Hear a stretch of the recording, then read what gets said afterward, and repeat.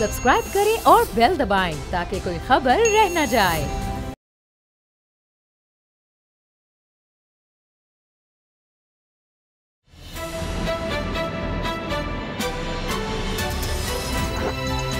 अब पता चला। बिस्मिल्लाहिर्रहमानिर्रहीम, अस्सलाम वालेकुम। मैं हूं मोहम्मद उसामा गाजी और आप देख रहे हैं अब पता चला। एक तरफ मिनी बजट की तैयारी है, इसका ऐलान हो रहा है कि IMF से मुज़ाकरात कामयाब हुए हैं, उसकी शराइत अब मानी जाएंगी और इसकी तौजीहात मुशीर ख़जाना पेश कर रहे हैं कि कोई नया टैक्स नहीं लग रहा। जो इस्तिस्ना दिए गए थे, जो टैक्स मुआफ़ किए गए थे, वहाँ से अब ये अरबों रुपया, सैकड़ों अरब रुपया जमा किया जाएगा। अब इसी दौरान में हम देख रहे हैं कि 6 दिसंबर की बड़ी एक डेडलाइन सी नज़र आ रही है। PDM की तरफ से अगला लाहेमल उनकी तरफ से होगा। ये भी कहा जा रहा है कि जी मौलाना फजलुर रहमान साहब ने कह दिया है, अल्टीमेटम दे दिया है कि लॉन्ग मार्च अब मशरूत है इस्तीफ़ों से, तभी लॉन्ग मार्च किया जाएगा। तो एक तरफ हुकूमत गिराने की अब भी कोशिशें हैं और इसी दौरान इमरान खान साहब ने ऐलान किया है कि वो खुद मैदान में उतरेंगे, जलसे होंगे, जलसा आम से खिताब वो करेंगे, मुख्तलिफ जगहों पर वो जाएंगे। अब ये किस वजह से हो रहा है? क्या बल्दियाती इलेक्शन की तैयारियां हैं, PDM को फेल करना है? लेकिन मसला यह है कि इमरान खान साहब जलसों में जाकर कारकर्दगी के हवाले से क्या कहेंगे? महंगाई पाकिस्तान की तारीख में अगर देखा जाए तो उरूज पर नज़र आ रही है, मुश्किलात हैं।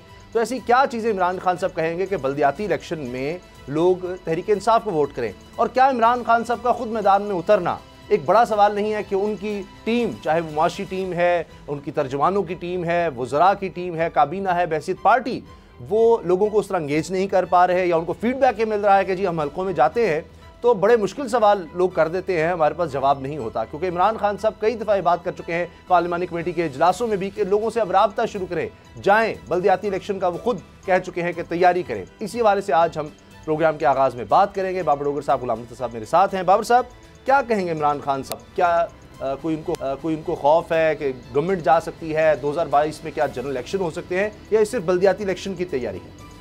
उसामा साहब, बल्दियाती इलेक्शन जो है असल में PTI अपने आप को वैल्यूएट करेगी कि वो कहाँ पर खड़ी हुई है। और अगर बल्दियाती इलेक्शन में PTI को मेरा मतलब शिकस्त हो जाती है, पंजाब में अगर वो हार जाती है, तो फिर आगे जो नेशनल असम्बली के जो इलेक्शन हैं वो बड़ा मुश्किल हो जाएंगे उसके लिए। एक माहौल बन जाता है, एक मूड बन जाता है। अगर नून लीग का वर्कर चार्ज हो जाता है, PTI का वर्कर चार्ज नहीं हो पाता, तो उसको दोबारा चार्ज करना बड़ा मुश्किल हो जाएगा। अब खान साहब बार बार अपने MNA से, MPs से कह रहे हैं कि महंगाई है, तो आप लोगों को बताएं। बताना क्या? बताएं कि जनाब पिछले हुक्मरान जो थे वो बड़े करप्ट थे, उन्होंने लूट लिया इस मुल्क को, खा गए उस मुल्क को, और उनकी वजह से ये सारा बहरान है। अब उसामा साहब, ये मंजन जो है ना, ये अब बिकने वाला नहीं है कि वो चूँकि वो करप्ट थे तो इस वजह से ये सारी महंगाई है। अब लोग खान साहब से पूछते हैं कि खान साहब आप बताएं, आपने क्या किया है, आपकी परफॉर्मेंस क्या है? अब इमरान खान साहब बार बार ये भी कहते हैं अपने सारे जो उनके तर्जुमान हैं कि जनाब जाएं बताएं कि हमने क्या किया, पंजाब गवर्नमेंट की परफॉर्मेंस को रिफ्लेक्ट करें। खुद जलसों में कहते हैं कि जी पंजाब गवर्नमेंट ने इतने काम किए हैं कि जिसकी हद ही नहीं है, और जनाब वो ये है कि वो रिफ्लेक्ट ही नहीं करती। फिर ये कि जनाब PTI ने अपने दौर में जो सड़कें बनाई वो इतने की बनाई, नून लीग ने इतने की बनाई, हमने ज़्यादा सड़कें बनाई, कम लागत से बनाई। लोगों का इंटरेस्ट ना सड़कों में, लोगों का इंटरेस्ट ना किसी और चीज़ में है। लोगों का इंटरेस्ट ये है कि पेट्रोल की कीमत क्या है, गैस की कीमत क्या है, बिजली की कीमत क्या है, और महंगाई जो है वो किस हद तक है। लोग इसमें इंटरेस्ट हैं कि जनाब खान साहब आम आदमी के लिए रिलीफ क्या है, क्या बिजली सस्ती होगी, क्या पेट्रोल सस्ता होगा, क्या लोगों के रोज़गार में इजाफा होगा, उनकी तनख्वाहों में इजाफा होगा, जिसके लिए गवर्नमेंट के पास कोई मंजन नहीं है बेचने के लिए। और अगर खान साहब ये समझते हैं कि जनाब वो जाएंगे, सारे MPs MNA पूरा जोर लगा के गवर्नमेंट उनके पास है, वो 10, 15, 20 हज़ार लोग इकट्ठे करेंगे, उनको वो खिताब करेंगे। खिताब तो वो रोज़ ही कर रहे हैं जी, रोजाना की बुनियाद पर कोई ना कोई इवेंट पे वो होते हैं। और की तो और बात है ना, एक मिनट वहाँ पर हल्के के लोग नहीं, हल्के के लोग क्या है, वहाँ पर DC उनका, वहाँ पर DPO उनका, वहाँ पर सारा कमिश्नर उनका, पुलिस उनकी, पटवारी उनके, वो जितने मर्जी लोग इकट्ठे कर लें। बात ये नहीं है, उनको कहना क्या है, आपने उनको यही कहना है, जाके खान साहब उनको खिताब कराएंगे कि जनाब पिछले जो थे वो बड़े करप्ट थे, उन्होंने बड़ी करप्शन की, उन्होंने लूट मार की, उन्होंने लंदन में फ्लैट बना लिए जनाब, उसकी वजह से आपको वोट भी पड़ा, और बातें भी तो हो सकती हैं। गुलाम साहब, कुछ तो सोचा होगा कि मुशीर कह रहे हैं, वजीर कह रहे हैं कि बल्दियाती इलेक्शन उसामा साहब इससे हट के अगर कोई चीज खान साहब के पास हुई ना तो आप मुझे पकड़ लीजिएगा। नहीं, लेकिन शायद वो लंगर खाने हैं, पनाहगाहें हैं, एहसास कार्ड है, इसके अलावा जो एहसास रोजगार के बारे में बात की जाती है, सस्ते घरों की तामीर की बात की जाती है। गुलाम साहब, हो सकता है और भी बहुत सी चीज़ें वो वहाँ पर कहें लोगों को कि अब किसान कार्ड हम लेकर आ रहे हैं, ये कामयाब पाकिस्तान प्रोग्राम लेकर आ रहे हैं, कर्जे आपको दे रहे हैं, और हेल्थ कार्ड जो है, वरना तो जाहिर है कि उसके बगैर तो नामुमकिन नजर आता है। अगर कोई इस तरह का लोगों को कोई रिलीफ नहीं देंगे तो वोट कौन करेगा फिर? सबसे पहली बात तो इस हवाले से ये है कि इमरान खान को किसी भी हवाले से रूल आउट नहीं किया जा सकता। इमरान खान एक ऐसी पर्सनैलिटी हैं जिनके पीछे हमारा यूथ जो है वो सर धड़ की बाजी लगाने को तैयार है। जो बात बाबर डोगर साहब कर रहे हैं वो शायद 40 या 40 प्लस लोगों की बात है, 35 से ऊपर लोगों की बात है, जो या तो एक दो बच्चे के माँ बाप हैं या उनके एक दो बच्चे स्कूल जाते हैं या इस तरह की कोई सूरत हाल जो ख़ुद ख़र्चा करते हैं घर का। अदरवाइज़ जितनी यूथ है वो अभी भी उसी तरह से वज़ीर-ए-आज़म इमरान खान साहब के साथ इंटैक्ट है, और इस बात को कहना कि वो जलसे जुलूस नहीं कर सकेंगे, वो कुछ भी कारकर्दगी ना लेके जाएं, यकीन माने वो जाएंगे और उनके जलसे भर जाएंगे, और वो जो ऐलान करेंगे, जो बात करेंगे, वो लोग सुनना चाहते हैं कि वो बैशिंग करें पीपल्स पार्टी की, वो बैशिंग करें मुस्लिम लीग नवाज़ की, वो उनके ऊपर बातें करें, वो मौलाना फजल रहमान के उल्टे सीधे नाम ले। लोग ये सुनना चाहते हैं, ये हमारा यूथ जो है वो ये चीज़ देखना सुनना चाहता है। और अच्छा। जलसों की हद तक आप ज़रूर कह सकते हैं कि वो जलसे जहाँ पे भी जाएंगे इस एतबार से उनके जलसे कामयाब होंगे। दूसरी सबसे बड़ी बात ये है कि जो इनकी अपोजिशन है वो जिस तरह से शेख रशीद साहब ने कहा कई मरतबा कि इमरान खान खुशकिस्मत हैं और ये मौजूदा हुकूमत खुशकिस्मत है कि उनको इस तरह की अपोजिशन मिली है। अपोजिशन से पूछते हैं कि आप इस तरह की अपोजिशन क्यों करते हैं कि लोग आपको अपोजिशन ही नहीं समझते, तो वो उनका पहले तो ये मौक़िफ़ होता था कि हमने तो पहले दिन से कोशिश की हुई है, लेकिन कुछ ऐसे अवामिल थे, कुछ ऐसे नासर थे जिसकी वजह से हमारी कोई भी मूव कामयाबी से हमकिनार नहीं हो सकी।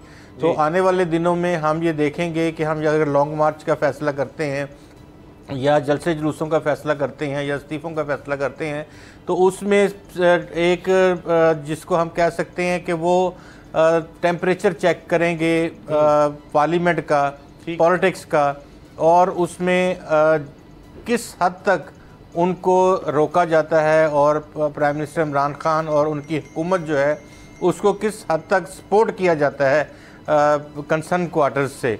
तो ये वो टेस्टर लगाएंगे, और उसके बाद अगर ये एक दो चीज़ों में उनको समझ आई कि ये अब वो वाली हुकूमत नहीं है या वो वाला मामला नहीं है जो इससे पहले था, तो फिर उनकी अपोजिशन की जो चीज़ें हैं वो डे बाय डे आप देखेंगे कि वो बढ़ती चली जाएंगी, और उनके एहतजाज और लॉन्ग मार्च और इस्तीफ़ों के जो ऑप्शंस हैं उसके ऊपर ये इकट्ठे होते जाएंगे।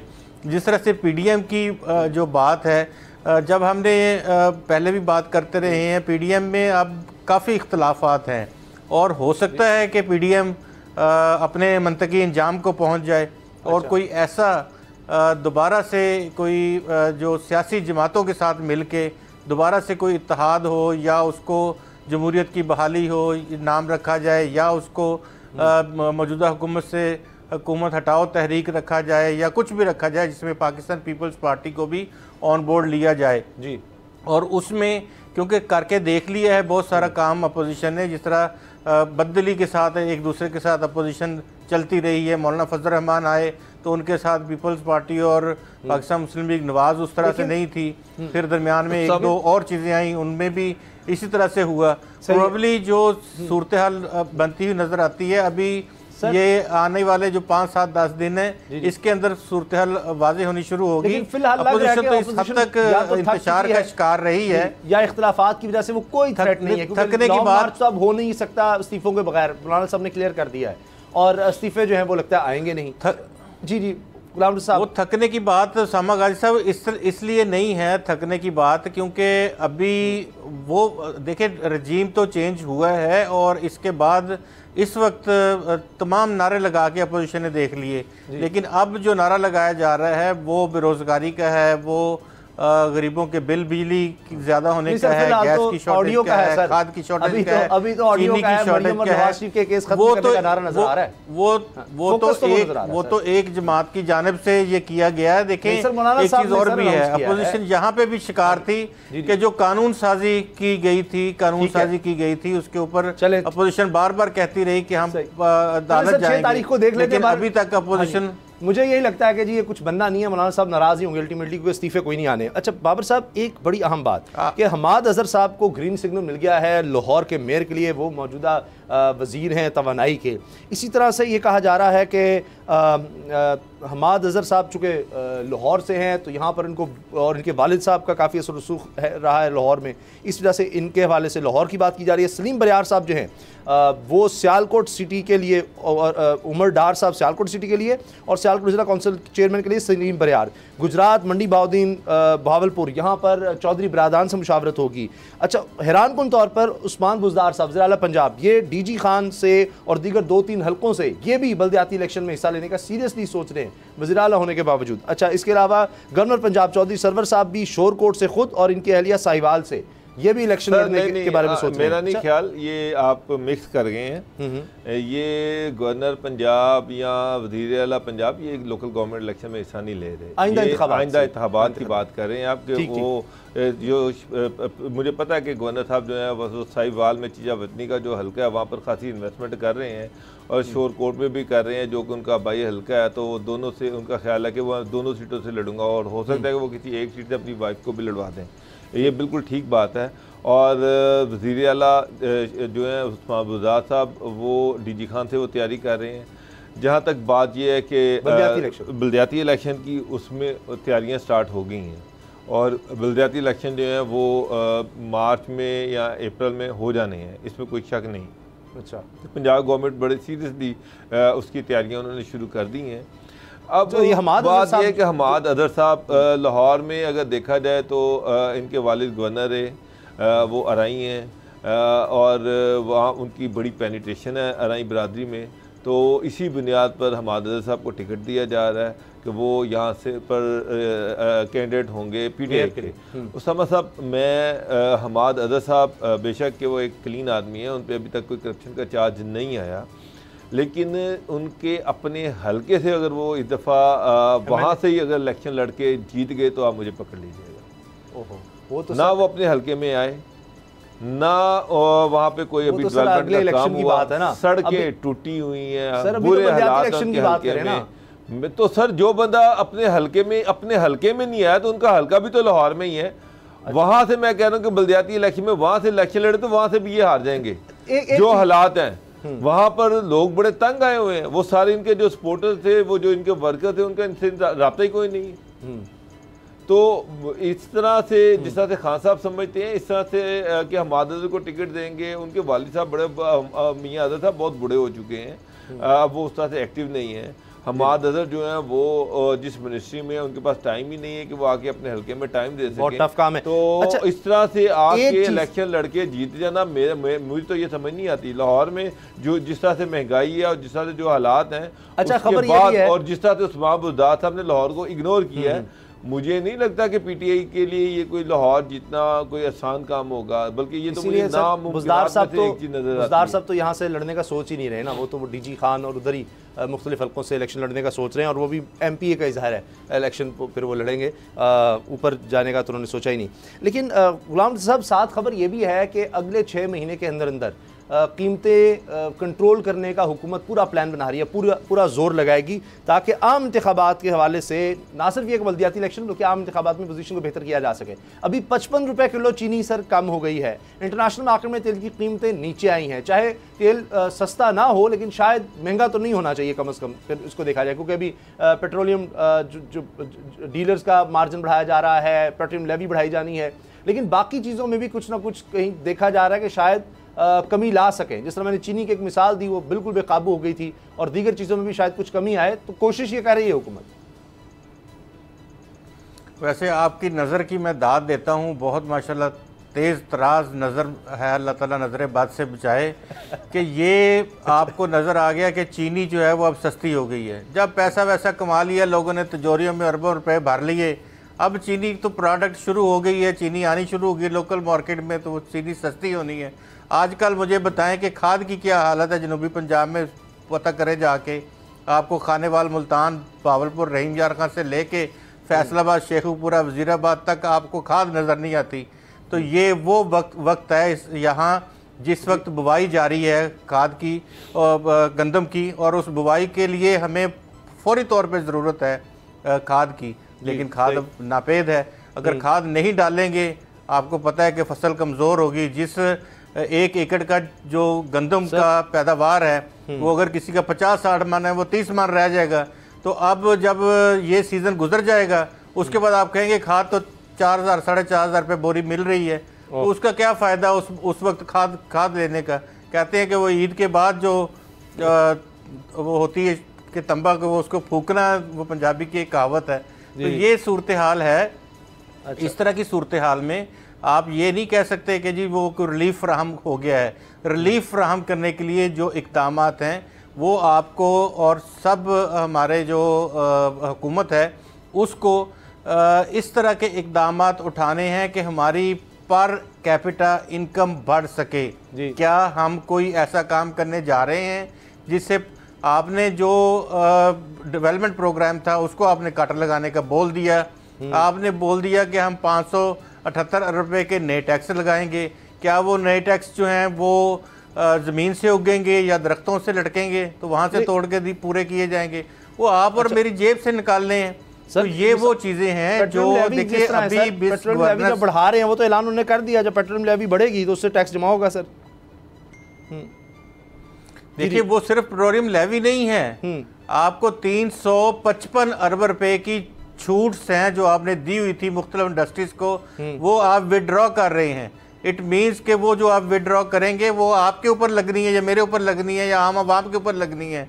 वो 355 अरब है, 300 अरब रुपए के करीब वो रकम है जो आपने सेल टैक्स के जो मुख्तलिफ कैटेगरीज बनाई हुई थी उसको आप ख़त्म करके और सेल टैक्स बढ़ा के आप करना चाहते हैं। ये बाकी एफईडी तो और लेवीज तो वो तो अलग चीज़ें सारी, ये सारी चीज़ों के इम्पैक्ट आपको आने वाले 3 महीनों के अंदर सारे के सारे आपके ऊपर नज़र आ जाने हैं। अच्छा। और महंगाई इससे बहुत ज़्यादा बढ़ जानी है। तो ऐसा तो नहीं है कि वो बाहर अगर जाएं इनके वज़रा भी और इनके लोग भी, ये एक इस तरह का तो ज़रूर है कि सुप्रीम कोर्ट ऑफ पाकिस्तान ने ऑर्डर्स किए हैं कि बल्दियाती इंतखाबात कराए जाएँ, लेकिन ये हिम्मत हौसला तो है कि हम चले जाएंगे, लेकिन 2-4 हफ्तों में पता चल जाएगा कि अवाम में ये नहीं उस तरह से पजीराई हासिल कर पा रहे इनके लोग। खान साहब के अलावा बाकी लोगों को लोग किस तरह के हार पहनाते हैं, वो जब जाएंगे तो पता चलेगा। सर जी सर, बहुत कम वक्त में डस्का इलेक्शन में जो कुछ हुआ उस पर हमें बात करनी है। अब जो इस वक्त शहबाज शरीफ साहब हैं वो चूँकि पार्लिमानी सियासत कर रहे हैं, बाहर उस तरह से एहतजाज नहीं कर रहे, तो अंदर उन्होंने ये काम किया है कि जनाब इलेक्शन कमीशन को ख़त लिखा है कि अफसरान के ख़िलाफ़ कार्रवाई की जाए। लेकिन मुझे जहाँ तक याद है ये तो ख़ुद इलेक्शन कमीशन ने जो रिपोर्ट शाया की थी उस पर बाबर साहब ये कहा गया था कि उनके खिलाफ़ कार्रवाई होगी, कम से कम जो उनके अफसरान हैं उनके खिलाफ़। देखिए उसामा साहब, ये जो रिपोर्ट आई है उसमें बड़ा क्लियरली वहाँ पर जो डीपीओ का रोल था, वहाँ पर जो डिप्टी कमिश्नर का रोल था, वहाँ पर जो असिस्टेंट कमिश्नर का रोल था, जो डीएसपी का रोल था, उस सब पे क्वेश्चन मार्क लगाया गया। तो सारे पार्टी बने हुए थे। उसके अलावा वज़ीर आला हाउस में एक सेल बना हुआ था। तो ये सारी चीज़ें जो हैं वो बड़ा क्लियरली इस रिपोर्ट में लोगों को आइडेंटिफाई किया गया है। एक वज़ीर आला पंजाब की जो एडवाइज़र थी उनका भी रोल उसमें लिखा गया, किस तरह से वो इन्फ्लुएंस करती रही चीज़ों को। तो इन सारी चीज़ों में जो किरदार है वो तो सामने है। अब खान साहब का नैरेटिव ये है, वो बार बार एक ही बात करते हैं कि जी मैं तो ट्रांसपेरेंट इलेक्शन चाहता हूँ, मैं तो साफ़ और शफाफ इलेक्शन चाहता हूँ, इसी के लिए मैं अमेंडमेंट कर रहा हूँ। और ये जो है अपोजिशन ये रिगिंग करके इलेक्शन जीतना चाहती है। अब इलेक्शन कमीशन की जो रिपोर्ट है उसमें तो उसने पोल खोल दिया कि इमरान खान साहब की अपनी पंजाब गवर्नमेंट की क्या उसमें इन्वॉल्वमेंट थी, किस तरह से उन्होंने इलेक्शन को में 2 नंबरी की, किस तरह से इलेक्शन में उन्होंने रिगिंग करने की कोशिश की, किस तरह से वहाँ से लोगों को अगवा किया गया, सारी चीज़ें उसमें मेंशन हो गई। होना तो ये चाहिए था कि गवर्नमेंट उस पर एक स्टेप लेती। गवर्नमेंट जो है फौरी तौर पर, खान साहब कहते हैं कि जनाब मैं किसी रिगिंग को बर्दाश्त नहीं कर सकता, ये रिपोर्ट आ गई है, इसकी रोशनी में जिसका जो रोल है उसके मुताबिक उसको सजा दी जाए। लेकिन मैं हैरान हूँ कि एक तरफ आप ट्रांसपेरेंसी की बात करते हैं, एक शफाफियत की बात करते हैं, और दूसरी तरफ वो लोग जो एक कौमी असम्बली के इलेक्शन को मुनज़्ज़म तरीके से रिग करने की कोशिश में आइडेंटिफाई हो गए, उनके खिलाफ आप कोई एक्शन। ये तो बात होगी हुकूमत की। गुलाम साहब, इलेक्शन कमीशन के अंडर जो अफसरान आते हैं उनके खिलाफ कार्रवाई का क्या है? उनके खिलाफ कार्रवाई शुरू हो चुकी है और सस्पेंशन भी हो गई है 2 से 3 लोगों की। उस दिन हो गई थी जिस दिन हमने इसी अपने प्रोग्राम में खबर ब्रेक की थी कि उन अफसरों को तरक्की दे दी गई है, तो उसके वेरी नेक्स्ट डे वो तीनों अफसरान जो थे उनको सस्पेंड कर दिया गया है और अब उनके खिलाफ महकमाना कार्रवाई जो है वो शुरू हो चुकी है। दूसरी बात यह है कि जो ख़त है अपोजिशन लीडर का, वो बुनियादी हमने एक और बात की थी कि 2 पार्ट हैं इसके, एक एग्जेक्टिव पार्ट है और एक है पॉलिटिकल पार्ट। तो अभी शहबाज शरीफ साहब ये दरख्वास्त कर रहे हैं कि पॉलिटिकल लोगों के नाम भी दिए जाएं, बताया जाए कि पॉलिटिकल लोग इनकी बैक पे कौन थे, क्योंकि कोई डीपीओ अगर कोई हरकत करता है इस तरह की, या डीसीओ हरकत करता है, या कोई इंतज़ामी अफसर करता है, या कोई और लोग जो हैं प्रेसिडेंट ऑफिसर्स करते हैं, तो उनको किसने कहा था, उसको मैनिपुलेशंस कौन कर रहा था, सीएम सेक्रेटेरिएट से, सीएम हाउस से, कौन कौन से लोग जो हैं जिनके फ़ोन बार बार बाज रहे थे और उनको कह रहे थे इस तरह किया जाए और इस तरह किया जाए। ये वो असल में इलेक्शन कमीशन से मुतालबा अपोजिशन लीडर ये कर रहे हैं कि वो लोगों के नाम भी सामने लाए जाए, पर्दा नशीनों के, और उनके खिलाफ भी कार्रवाई की जाए। तो पॉसिबिलिटी है कि शायद एक पार्ट और है जी, उनके पास इलेक्शन कमीशन ऑफ पाकिस्तान के पास ये रिकॉर्ड मौजूद है। ये 2 हिस्सों की रिपोर्ट थी। एग्जेक्टिव पार्ट जारी कर दिया गया था जिसमें तमाम ऑफिसर्स वगैरह जो थे जिन्होंने जो एक्ट किया, अब जिन्होंने ये एक्ट करवाया उनके खिलाफ कार्रवाई के लिए भी रिपोर्ट तो है, लेकिन अब ये देखते हैं कि इलेक्शन कमीशन ऑफ पाकिस्तान मेरा सवाल यह है कि जिस इलेक्शन कमीशन ने फवाद चौधरी आजम स्वाति को बुलाया, क्या इलेक्शन कमीशन जो सरकारी ओहदेदार हैं उनको भी बुला सकता है, या ये हुकूमत का काम है और हुकूमत पर इलेक्शन कमीशन जो है ये प्रेशर डाल सकता है कि ये लोग आइडेंटिफाई किए हैं हमने, हमारी रिपोर्ट में ये लोग सामने हैं, आप इनके खिलाफ कार्रवाई करें, क्यों नहीं हो रही इनके खिलाफ कार्रवाई?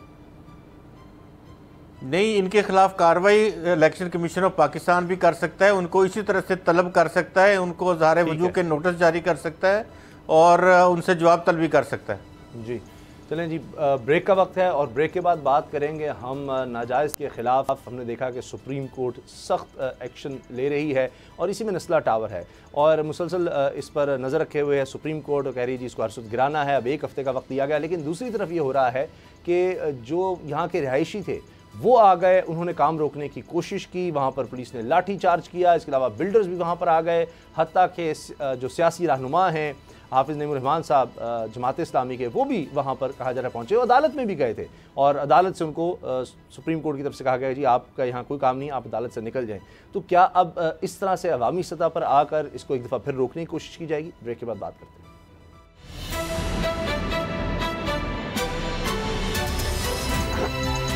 अब पता चला।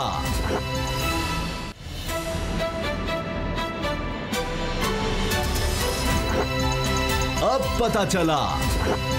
एक तरफ सुप्रीम कोर्ट का हुक्म है कि नस्ला टावर गिरेगा और 1 हफ्ते के अंदर अंदर इसको मुकम्मल तौर पर गिराया जाए, ये काम शुरू भी हो गया, लेकिन फिर यहाँ के रहायशी एक दफ़ा दोबारा पहुँच गए और एहतजाज शुरू कर दिया, काम रुकवाने की उन्होंने कोशिश की। इनके साथ साथ बिल्डर्स पहुँच गए, हत्ता के आबाद के जो डिप्टी चेयरमैन हैं वो भी ज़ख्मी हुए हैं जब ये शेलिंग हुई है, पथराव हुआ है। अब सूरत हाल ये है कि चेयरमैन आबाद, ये पाकिस्तान बिल्डर्स एसोसिएशन यानी एक बड़ा इदारा है और जितने भी पाकिस्तान में बिल्डर्स हैं उनकी एसोसिएशन है जो रियल इस्टेट से वाबस्ता है, उनके लोग हैं। मोहसिन शेखानी साहब चेयरमैन हैं, वो ये कहते हैं कि जी हमने तो काम ही रोक दिए हर जगह, हम तो खौफजदा हो गए हैं, हमें अपने इन्वेस्टर्स को सेटिस्फाई करना होगा, जो लोग हमसे जगह ख़रीदते हैं, अपार्टमेंट्स खरीदते हैं, तो घर ख़रीदते हैं। बताया जाए कि फिर जब सब इजाज़त हम किसी से ले लें तो कैसे चेक करें, जब कौन सा इदारा है जो हमें गारंटी करेगा कि सब कुछ ठीक है? इस वजह से अब एहतजाज कहा जा रहा है जी पूरे पाकिस्तान तक फैलाया जाएगा। तो बाबर डोगर साहब, क्या इसमें कोई हल है? अब एक चीज़ गैर कानूनी सुप्रीम कोर्ट का हुक्म आ गया, यानी रिव्यू वगैरह सब कुछ हो गया, अब उसके बाद लोग अंदर जाने की कोशिश कर रहे हैं। क्या किया जाए? क्या इन लोगों को पहले जो कंपनसेशन है वो दिलवाई जाए, उसके बाद ये काम किया जाए? क्या हो सकता है? अच्छा उसामा साहब, सबसे पहले तो ये जो बिल्डर्स हैं ये कोई मुंह में चूसनी तो नहीं है इनकी, ये कोई दूध पीते बच्चे तो नहीं हैं। इनको ये पता है कि जो सड़क के ऊपर किस तरह से सड़क घेर के सड़क को बिल्डिंग के अंदर किस तरह से डालना है। इनको ये पता है कि इलीगल सारी ज़मीन जो है वो उसको किस तरह से हमने कब्ज़ा करना है। ये कोई नादिस्ता तौर पे हुई है कि इनको नहीं सड़क नज़र नहीं आ रही थी जिसको इन्होंने बिल्डिंग का हिस्सा बना लिया। इनको सरकारी पार्क नज़र नहीं आ रहा था जिसको बिल्डिंग का हिस्सा बना लिया। चले उसमें सरकारी अफसर जो है वो तो उनका तो मैं पहले बाद में बात करता हूँ। पहली बात तो ये है कि ये बिल्डर साहब ने अल्टीमेटली प्लानिंग बनाई होगी ना कि ना ये सड़क भी बीच में डाल लो, ये ग्राउंड भी बीच में डाल लो, ये सरकारी ज़मीन है इसको भी टोटा बीच में डाल लो, और बाद में उसने सरकारी अफसरों को रिश्वत दे के तो उनसे वो सारे NOCs ले लिए होंगे और बिल्डिंग जो है वो खड़ी कर दी। तो ये कह देना कि जनाब अब बिल्डर बड़े डर गए हैं, सहम गए हैं कि जी अब हम क्या करें, वो इतने चूसनी पीते हुए बच्चे हैं। अब बात ये है कि ज़मीन ख़रीदें, उसकी मेजरमेंट करवाएं और जो ज़मीन आपने ख़रीदी है जिसकी पेमेंट की है उसके ऊपर आप अपना प्लाजा बनाएं। मैं देखूंगा कौन सी सुप्रीम कोर्ट जो है वो उसको गिराती है। कराची में क्या नस्ला टावर ही है, बेताशा प्लाजे खड़े हुए हैं, उन्होंने उसको तो सुप्रीम कोर्ट ने नहीं गिराया, उसको तो सुप्रीम कोर्ट ने हाथ नहीं डाला। मैं तो हैरान हूँ कि इनकी मासूमियत पे कि जनाब हम तो बड़े मासूम हैं, हमारे साथ बड़ा जुल्म हुआ। जुल्म तो उस वक्त हुआ जब पब्लिक की सड़क जो है वो आपने उसके अंदर डाल ली। जुल्म तो उस वक्त हुआ जब पार्क जो थे वो उसके अंदर डाल लिए। जुल्म तो उस वक्त हुआ कि जनाब ज़मीन किसी और मकसद के लिए खरीदी गई और उसको हाउसिंग सोसाइटी बना दिया गया। ये जुल्म नहीं है, ये अवाम की प्रॉपर्टी नहीं है जिसपे ये कब्जा कर लेते हैं और बाद में अवाम को बेचते हैं। अरबों रुपया ये कमाते हैं, खरबों रुपया कमाते हैं। तो मुझे तो इसमें कोई ऐसी चीज़ नज़र नहीं आ रही कि जिसमें इनको डर हो, खौफ हो। अगर आप काम सही करेंगे, जायज़ करेंगे तो आपको डरने की ज़रूरत ही नहीं है।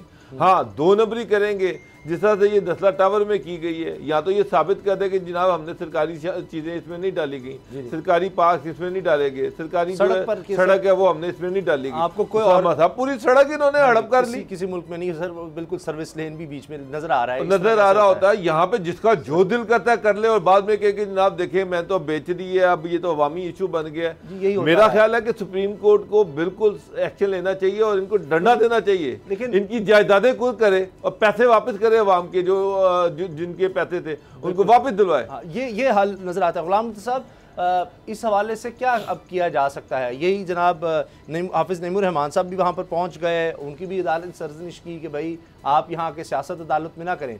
इतने गौर व खौज के बाद सर ये तो नहीं हो सकता कि सुप्रीम कोर्ट एक आला अदालत है, पाकिस्तान का हाईएस्ट फोरम है, हम फैसले से इख्तलाफ कर सकते हैं, लेकिन अगर हम आला तरीन अदालतों के फैसले मानने से इनकार कर देंगे तो क्योस हो जाएगा ना मुल्क में, फिर तो नारकी है अगर इस तरह से होगा। यकीनन लोगों का नुकसान हुआ, इसमें कोई शक नहीं, मासूम लोग हैं, जितनी भी वो देख सकते थे। हर आदमी का तो काम नहीं, हर आदमी एक्सपर्ट नहीं है कि किस तरह से इजाज़त मिली है, क्या लीगल है क्या इलीगल है, उसको तो नहीं इतना पता होता। वो सारे डॉक्यूमेंट ही दे सकता है, किसी को दिखा सकता है, और इतनी बड़ी बिल्डिंग कोई महीनों में तो बनी नहीं होगी। तो अब इसका हल अब क्या है, क्या किया जा सकता है? देखिए, रियासत मदीना है और रियासत मदीना में जो अदालती नज़ायर हैं, अगर आप उनको मद्देनज़र रखें, एक अदालती नज़ीर है बनी गाला की, उसको 1 टाइम वेवर दिया गया। वहाँ पर भी काफ़ी सारी तजावज़ात और काफ़ी सारी पहाड़ी और बहुत सारी चीज़ें हैं। इसी तरह से कॉन्स्टिट्यूशन 1 है जिसमें जजेस के, ब्यूरोक्रेट्स के और जो करोड़ों रुपया रखते हैं उनके फ़्लैट्स हैं, और उस फ्लैट की कम से कम भी कीमत मेरे ख्याल में 12-15 करोड़ से ज़्यादा ही है एक की, उसको भी वेवर दिया गया है। और उसके ऊपर इतने इतराज़ात थे जिसकी इंतहा नहीं है। ये कॉन्स्टिट्यूशन 1 जो है ये बिल्कुल कन्वेंशन सेंटर के पैरेलल बिल्डिंग बनी हुई है, और जो कॉन्स्टिट्यूशन एवेन्यू है उससे खड़े होकर सुप्रीम कोर्ट की तरफ से देखें तो बिल्कुल सामने नज़र आती है जी। किसी भी कारोबारी शख्स को, मैं ये समझता हूँ, किसी भी कारोबारी शख्स को कोई भी आपने अगर सज़ा देनी है तो उसको मॉनेटरी सज़ा दें तो मेरे ख्याल में बहुत बड़ी सज़ा होती है उसके लिए। मैं कहता हूँ 2 अरब का जुर्माना कर दें उस बंदे को जिसने ये गलत काम किया। लेकिन वो गरीब जिनके ये घर थे, जिन्होंने अपनी जमा पूंजियाँ बेच के, जिन्होंने किस्तें उतार के, जिसने जेवर बेच के, किसी ने बाहर से पैसे मंगवा के, किसी ने यहाँ मजदूरी करके जो कुछ ये अपना बनाया, उनका इस तरह से बिल्कुल ही सुप्रीम कोर्ट ऑफ पाकिस्तान का हुक्म सार आँखों पे, लेकिन सुप्रीम कोर्ट किसका है? सुप्रीम कोर्ट हमारा है। 184(3) सुप्रीम कोर्ट ऑफ पाकिस्तान के अंदर है। अगर आपने वन टाइम वेवर वज़ीर आज़म पाकिस्तान को दिया, वन टाइम वेवर आपने कॉन्स्टिट्यूशन एवेन्यू को दिया, अगर आपने बहुत बड़ा वेवर और फेवर आपने बैरियर टाउन को दिया, और उसके जितने भी नैब केसेस थे, जहाँ जहाँ पे भी जो कुछ भी किया हुआ था, अल्लाह बेहतर जानता है और अवाम पाकिस्तान बेहतर जानते हैं, बहुत सारे सहाफ़ी भी जानते हैं, बहुत सारे तमाम पाकिस्तान जानता है कि उसमें कौन कौन सी एम्बिग्विटीज़ थी। और वो केस मेरे ख्याल में दुनिया की तारीख का बदतरीन फैसला वो होगा जो उस वक्त किया गया। और अगर ये चीज़ें हो सकती हैं, अगर ये चीजें हो सकती हैं, देखें सर, एक उनके पास आपने कानून जो है या रूल्स की खिलाफवर्जी की, एक जगह है जहां घर तामीर नहीं हो सकता वहां बनाया। एक है कि आप मेन सड़क है सर, यानी तो शाहराह है, उसी को अंदर ले गए हैं। ये तो उसके बाद तो फिर आगे फिर शाहराह ही नहीं बचेगी, वो कल को पता नहीं क्या हो जाएगा, वो गली रह जाएगी। अगर इस तरह से इजाजत मिलने लग गई, कहीं तो रुकना है किसी चीज को। इजाजत देखें, यही एक काम तो नहीं रह गया ना कराची में, और भी बहुत कुछ है, और भी बहुत कुछ है। मैं ये कह रहा हूँ कि आप मॉनेटरी नुकसान दें उस शख्स को, आप तमाम वो जिन अथॉरिटीज़ ने एनओसी दिए हैं उनको पहले फांसी लगा दें। वो क्यों एनओसी दिए उन्होंने? देखें, एनओसी लेने वालों को, देने वालों को, दोनों को, हम भी जानते हैं, लेने वालों को और देने वालों को, दोनों को। वो असर पता नहीं वो लोग जो लेने गया था वो कोई बच्चा नहीं है, वो सड़क का एनओसी मांग रहा है। सिर्फ इतना कंसर्न है, मेरा सिर्फ इतना कंसर्न है कि जो वहाँ पे लोग, जिनकी हमारे जैसे लोग हैं, जिनकी जमा पूंजी है, जो एक ही घर है उनके पास, उनको मुतबादल को बंदोबस्त करके गिरा दें। हाँ, ये बिल्कुल कोई बड़ी बात मैं भी यही बात कर रहा हूँ, लोगों ही किया है सर, जिसको बचाया जा रहा है। मैं भी यही बात कर रहा हूँ कि जिन्होंने सड़क पे कब्जा करके ये प्लाजा बनाया, चाहे उनकी जायदादें कुर्क की जाए, जैसे भी किया जाए, वो लोग जिनको ये फ्लैट बेचे गए हैं उनको कंपनसेट करना चाहिए, उनके पैसे उनको वापस मिलने चाहिए। ये भी सुप्रीम कोर्ट का फ़र्ज़ है, ड्यूटी है कि जनाब आपने अगर वो इलीगल किसने बनाया उसको तोड़वाया, बिल्कुल ठीक है, जो वहाँ पर रह रहे थे, जिन बेचारों का कसूर नहीं है, उनको उनके पैसे मिलने चाहिए।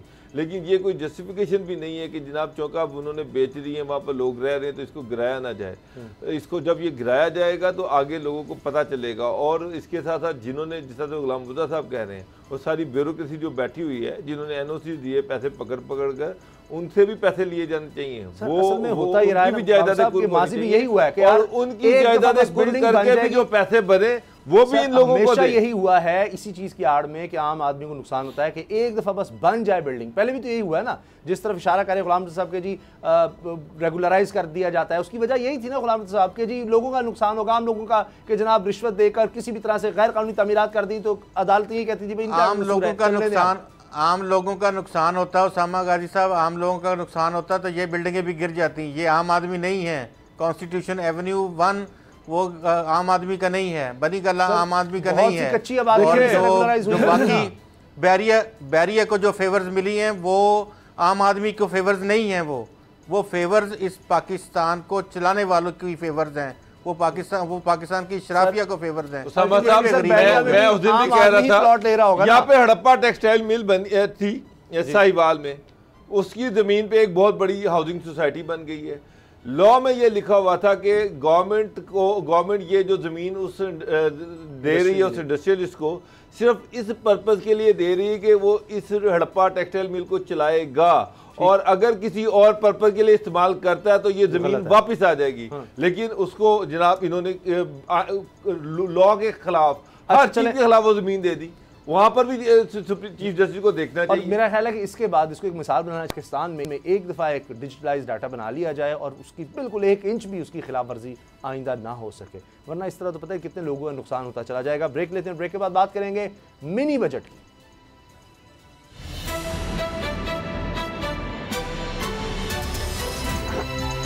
अब पता चला।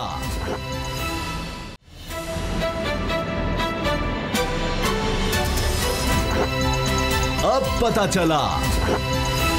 मिनी बजट की तैयारी है और ये कहा जा रहा है कि IMF का जो इजलास है 12 जनवरी का, उससे पहले ये ये काम मुकम्मल करने हैं। दिखाना है कि जी हम 6100 अरब रुपया टैक्स किस तरह से इकट्ठा करेंगे। अब टारगेट था 5829 अरब रुपए का, इसको बढ़ा दिया गया है। 6100 अरब रुपया पाकिस्तान को इकट्ठा करना है अगर पाकिस्तान की मीशत में आगे बढ़ना है। ज़्यादा पैसा तो हमारा फिर भी कर्ज़ों की अदायगी में चला जाना है। उसके लिए अब ये किया जा रहा है कि मिनी बजट लाया जा रहा है जिसमें पेट्रोलियम लेवी वो बढ़ाई जाएगी, और ये पहले ही मुशीर ख़जाना कह चुके हैं कि जी हम मरहलावार बढ़ाएंगे। 4 रुपये माहवार बढ़ाई जाएगी और इसको 30 रुपये 1 लीटर पर लेकर जाना है। तो तकरीबन 356 अरब रुपए इस तरह से इकट्ठे होंगे। इसके अलावा 350 अरब रुपए जो टैक्स छूट दी गई थी बजट में, अब वो ख़त्म की जाएगी। मुख्तलिफ जगहों पर मसलन टैक्स छूट दी जाती है कि ये काम आप करेंगे, इस पर टैक्स नहीं है, इस पर टैक्स नहीं है, तो वो सब ख़त्म किए जाएंगे। अब टैक्स वहाँ से भी हासिल करना होगा। लेकिन एक बात जो कही जा रही है गुलाम साहब के जी 600 अरब रुपए लेने थे पेट्रोलियम लेवी से और ये टारगेट यही था, लेकिन इसको कम करने की इजाज़त दे दी है। 356 अरब रुपया कर दिया गया है। तो उसके बावजूद 30 रुपये होगा तो तब जाकर 356 अरब रुपये इकट्ठे होंगे। जी बिल्कुल, ये जो 356 अरब रुपए हैं ये तकरीबन 400 अरब रुपए के करीब बनती है लेवी, और ये 30 रुपये तक ही अगर रेट लेके जाएंगे लेवी का तो तब भी ये उस नहज को पहुंचेंगे। अगर आप सारी चीज़ों को इकट्ठा कर लें जिसमें टैक्स एग्जम्पशंस भी हैं, सेल टैक्स को इक्वलाइज करना है, रेगुलर करना है, सारा का रेट एक करना है, और कुछ को जो है वो इस्तिस्ना जो दिए हैं वो ख़त्म करने हैं, तो मेरा जो सादा सी कैलकुलेशंस हैं उसमें 1000 अरब से लेके 1300 अरब रुपए तक जो है वो बोझ अवाम के ऊपर मुंतकिल होगा। और उसके लिए इन्होंने क्योंकि अभी एग्री किया था IMF के साथ, तो उसी वजह से पाकिस्तान को उन्होंने प्रोविजनली स्टाफ लेवल कंसल्टेशन जो थी उसमें इनको ग्रीन सिग्नल दिया। लेकिन क्योंकि मुआहिदा जो है वो उसकी बोर्ड मंजूरी देगा, तो बोर्ड का इजलास 12 जनवरी को है, IMF के एग्जेक्टिव बोर्ड का इजलास है, और उसमें SDR फिर वो जारी करते हैं। तो उससे पहले हमें ये इकदाम करके उनको रिपोर्ट पेश करनी है। इसके साथ हमने 1-2 काम और भी जो है वो करके देने हैं उन्हें। अच्छा, कानून साजी हमने करनी है स्टेट बैंक ऑफ पाकिस्तान के हवाले से, और उसके जो इम्पैक्ट हैं वो भी पैसों की शक्ल में ही अवाम के ऊपर आने हैं। वो इस तरह से ये नहीं है कि वो कोई इंतज़ामी इकदाम हैं। उन इकदाम को जो वो डॉलर रजीम को फ्री फ्लोट पे लेके जाना और उसके बाद शरह सूद जो है उसको स्टेट बैंक ऑफ पाकिस्तान की मर्ज़ी के मुताबिक उसको ढालना, तो उसके भी मईशत पर और अवाम पर उसके असरात एटलीस्ट वो 400-500 बिलियन के वो भी असरात मुरतब होंगे, शायद इससे भी ज़्यादा हों। अच्छा। तो हम जो अगले आने वाले 6 महीने हैं इसके रोज़ बरोज़ इस तरह के इंजेक्शन अवाम को लगते रहेंगे, और ये किसी के भी बस की बात नहीं है। अभी सऊदी अरब की जानिब से जो पाकिस्तान को वादा किया गया था वो रकम जो है वो पाकिस्तान को जो ही IMF का प्रोग्राम फाइनल हुआ हमारा 2 रोज़ कबल, तो सऊदी अरब की जानिब से भी वो रकम पाकिस्तान को मिल गई है। तो ये अब जो मौखर अदायगियों के ऊपर तेल था वो भी मिलना शुरू हो जाएगा, और साथ उसके जो पैसे बैंक में रखने थे स्टेट बैंक ऑफ पाकिस्तान के अंदर वो पैसे भी ट्रांसफ़र हो गए हैं। अच्छा, तो ये 2 चीज़ें थोड़ा सा सहूलत फराहम कर रही हैं, लेकिन सहूलत इन द सेंस यही है कि हमारे जो तरसीलात ज़र हैं, जो हमारी जो पाकिस्तान के बैंक्स के पास जो सरमाया है वो एक इंडिकेटर तो बेहतर वो कर सकता है, लेकिन उस पैसे को हम खर्च नहीं कर सकते। वो ये है कि वो आपने अपने जो ज़र मुबादला के ज़खायर हैं उसको आपने इस तरह से स्ट्रेंथन रखना है कि आपकी मईशत जो है वो डामाडोल ना हो। तो ये एक्चुअल फिगर है। और इसमें ये एक और बात भी मैं ऐड कर दूं कि इसमें गैस कंपनीज ने भी इजाफे जो है गैस की कीमतों में, उसके लिए उन्होंने अपनी अपनी रेवेन्यू रिक्वायरमेंट्स भिजवा दी हैं, और सुई नॉर्दर्न गैस कंपनी के जो रेट्स हैं उसमें आने वाले तकरीबन 1 महीने के अंदर अंदर आप ये देखेंगे कि 160% तक गैस की कीमत में इजाफा मतवक्को है, और इतना ही इजाफा तकरीबन इससे यह थोड़ा सा कम होगा SSGC के भी जो रेवेन्यू रिक्वायरमेंट है वो भी तकरीबन इससे मिलती जुलती है। अच्छा, कंपनियां अपने जो UFG है उसको ख़त्म नहीं कर पा रही, चोरी गैस की ख़त्म नहीं कर पा रही। UFG थेफ्ट उनका उसी तरह से है, लेकिन अवाम के ऊपर बोझ हर 6 महीने के बाद लाद दिया जाता है। अच्छा, तर्जुमान वजारत ख़जाना मुज़म्मिल असलम साहब, उन्होंने ट्वीट किया है अब से तकरीबन 5 घंटे पहले कि जैसा कि तवक्को की गई है खुराक की कीमतें गिरना शुरू हो गई हैं। टमाटर, प्याज, चीनी, आटा, चिकन, चावल और गुड़ में हफ्तावार कमी का रुझान ज़ाहिर होता है। आलू, दाल, मूंग, टमाटर और प्याज की कीमतों में गुज़श्ता साल के मुकाबले में ज़बरदस्त कमी वाक़ हुई है। तमाम दरामदी आइटम्स यानी तेल भी उसमें शामिल है, अब भी ज़्यादा हैं। अब ये मान रहे हैं कि दरामदी जो आइटम्स हैं जिनमें ऑयल है उसकी कीमत ज़्यादा है। अभी मैं देख रहा हूँ कि जो मुशीर ख़जाना है शौकत तरीन साहब, उन्होंने ये दावा किया है। इस तरह करें,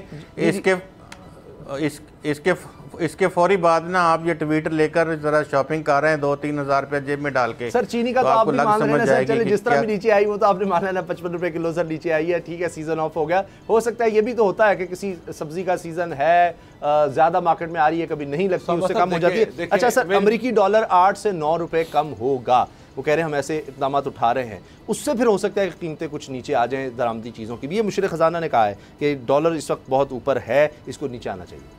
देखें, अब फवाद चौधरी साहब ने भी ये कहा है कि जनाब मुख्तलिफ ज़राए से हमें 7 अरब डॉलर जो है वो मिलने की तवक्को है, और ये एक बहुत बड़ी खुशखबरी है कि 7 अरब डॉलर से आगे नहीं। हाँ, तो 7 अरब डॉलर, 1 अरब डॉलर शायद या वो IMF से आ जाएगा, और Asian development bank, world bank, ये सब 7 अरब डॉलर का उन्होंने कहा है कि 7 अरब डॉलर जो है वो हमें मिल जाएंगे, और जो कि एक बहुत बड़ी खुशखबरी है जी। असल इशू ये है। दूसरी तरफ ये भी कह रहे हैं कि पेट्रोलियम लेवी जो है वो 4 पे हर महीने लगेगा, तो इसका मतलब कि हर महीने अब 4 पे पेट्रोल बढ़ा करेगा।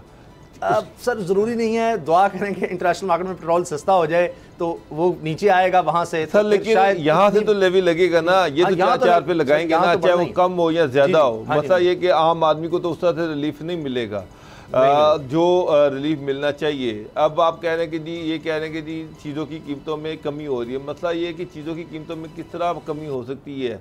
आप अभी बात करें जी टमाटर, ये सारा कुछ, अभी आपकी जो है खाद है वो तो चली गई 9,000 रुपये की बोरी, जब 9,000 की चली गई।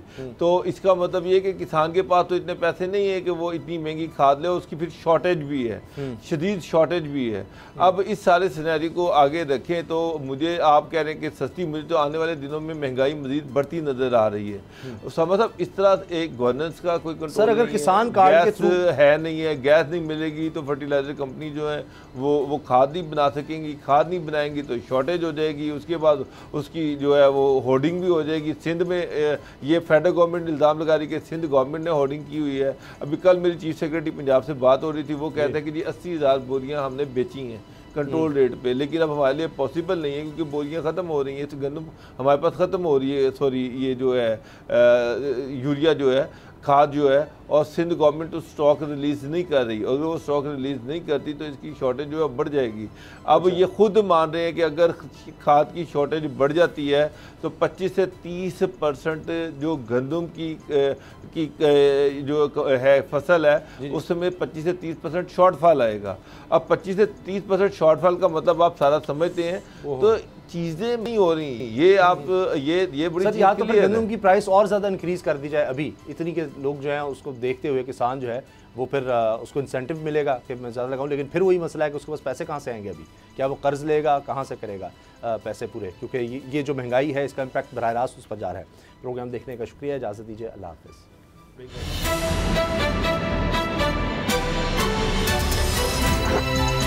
अब पता चला। सब्सक्राइब करें और बेल दबाएं ताकि कोई खबर रह न जाए।